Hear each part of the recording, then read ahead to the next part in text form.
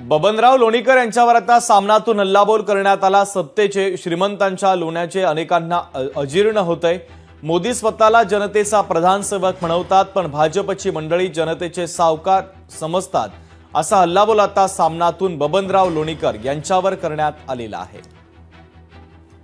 दरम्यान सामनामध्ये लिहिलंय काय, नजर टाकूयात ग्राफिक्सच्या माध्यमातून। सत्तेचे श्रीमंतीच्या लोण्याचे अनेकांना अजीर्ण होते, त्यातले एक भाजपचे बबन लोणीकर। भाजपच्या मंडळींना सर्व योजना त्यांच्याच खासगी जहागिऱ्या वाटू लागल्यात।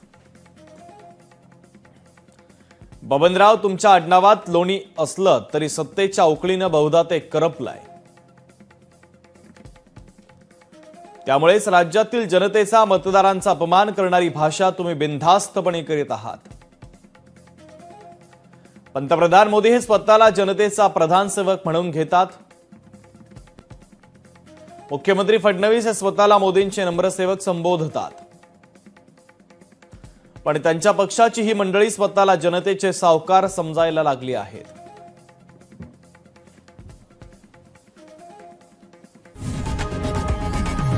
लोकशाही मराठी ऐका, पहा, जागरूक रहा।